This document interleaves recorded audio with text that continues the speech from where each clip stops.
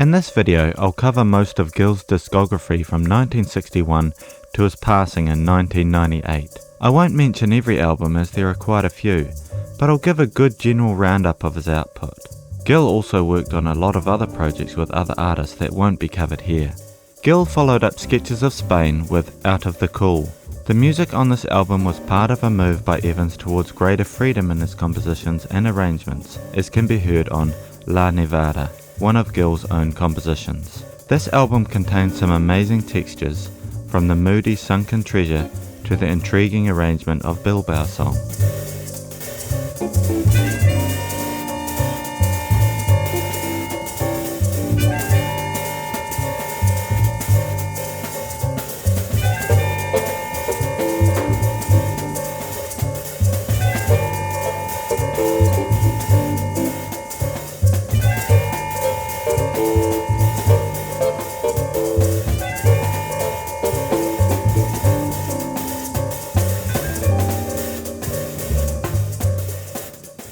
Quiet Nights is the odd one out of the Miles and Gil collaborations.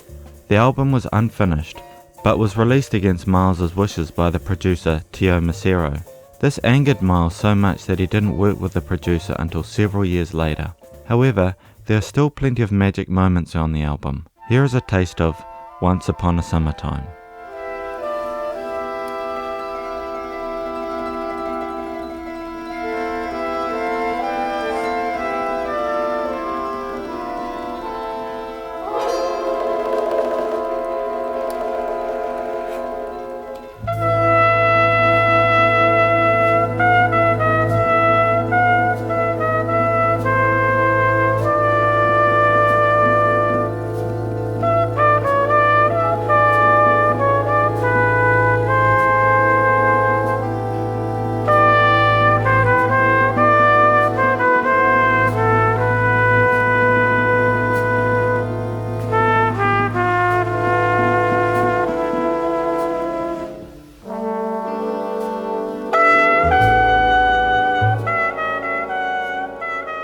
The Individualism of Gil Evans features a wide range of source material, right from Kurt Weill to the blues pioneer Willie Dixon.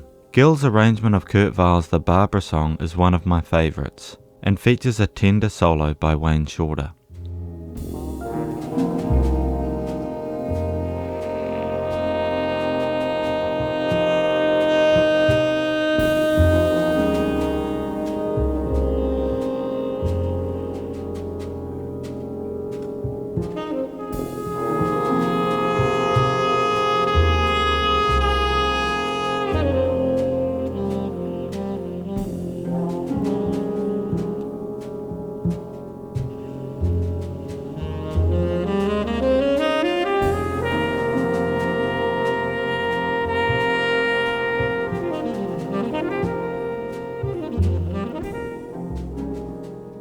I also love how Gil maintains the blues in his dissonantly beautiful textures in Spoonful.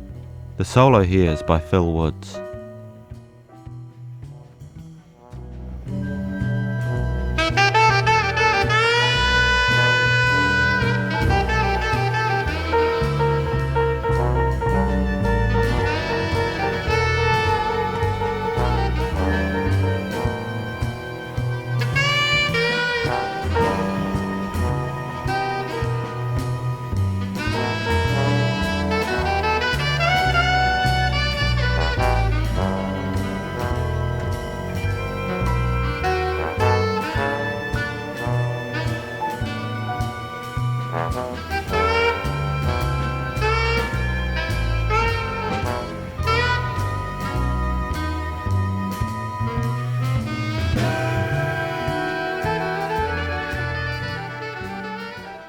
There was a gap of quite a few years before Gil's next album, Blues in Orbit.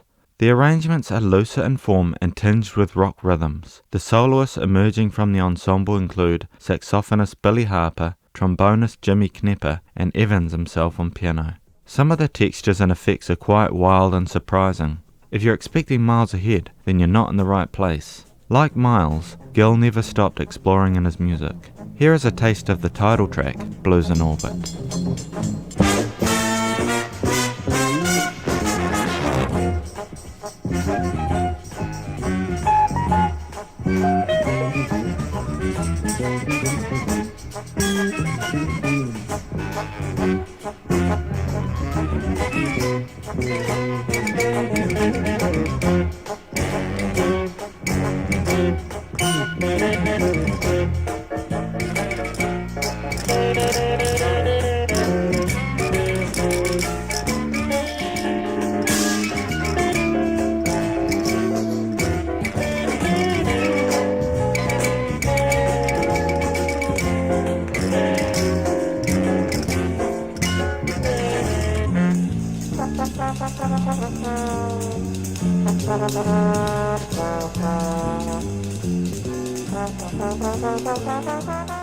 Masabumi Kikuchi first visited and met with Gil Evans in spring of 1972 when Masabumi had been travelling to New York City to join Elvin Jones's group.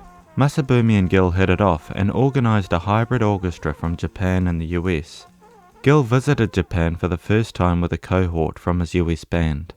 Like Blues in Orbit, the music is quite free and held together by constructed moments.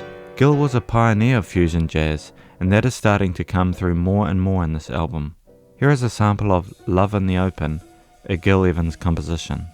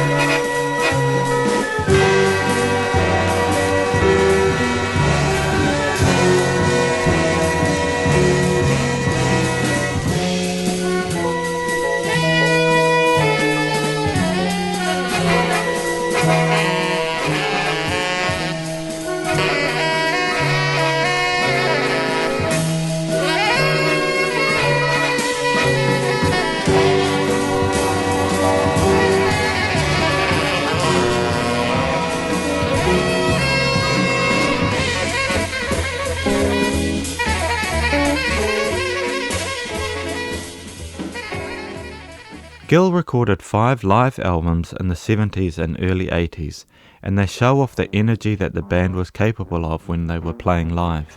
Svengali, Priestess, Live at the Royal Festival Hall, and Live at the Public Theatre, Volumes 1 and 2, continue the trend of freedom and fusion, and they show how the band seemed to morph from one piece to the next.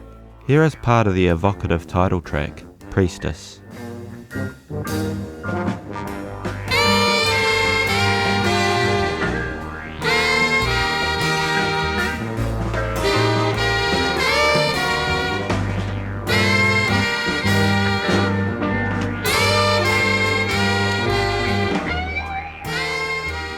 As well as some arrangements like Blues for Orbit and the Mingus tune, Orange Was the Colour of Her Dress, Then Blue Silk. Other pieces were mood setters that allowed the soloist to jump off and create. These included Variation on the Misery and ZZ. I featured both of these pieces in my 5 Dark Moments video.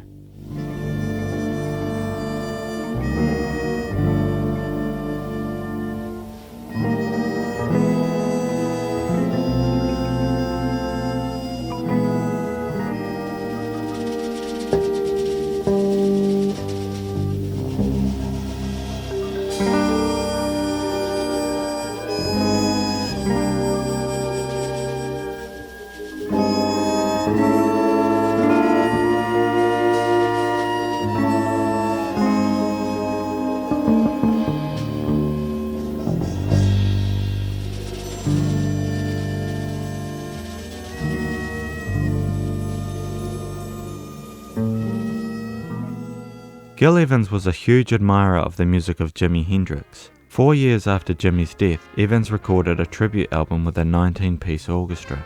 He presented the music at a Carnegie Hall concert and took it to the studio the following day. The Gil Evans Orchestra plays the music of Jimi Hendrix, included such heavyweights as guitarist John Abercrombie, trumpeter Marvin Peterson, and saxophonists David Sanborn and Billy Harper. The orchestrations involve a wide range of instrumentation, but of the 9 songs, only 2 are definitely Evans's arrangements. Here is a taste of Up From the Skies, which became part of the band book and live concerts, including a live performance with Sting at the Umbria Jazz Festival in 1987.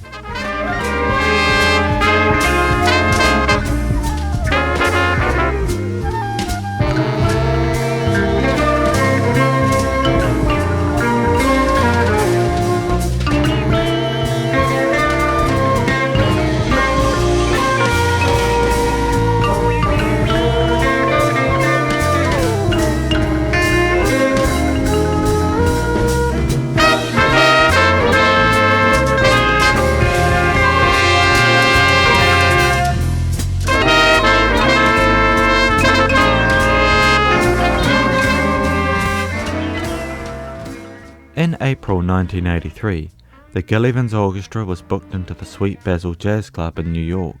This turned out to be a regular Monday night engagement for Evans for nearly 5 years, and also resulted in the release of a number of successful albums by Gil Evans and the Monday Night Orchestra, Live at the Sweet Basil, Volumes 1 and 2, and Bud and Bird.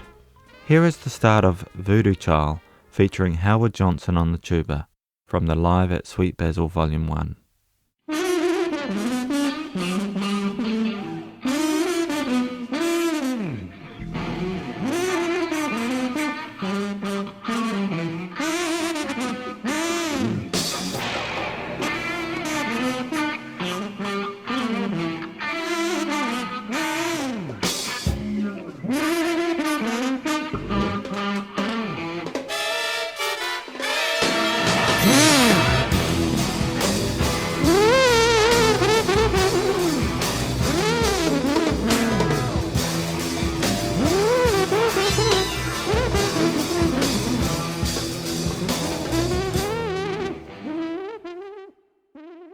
And that was it. As I mentioned, I didn't cover every album or every project Gil worked on. There are also a few albums that were released after Gil passed. I'll cover these another time.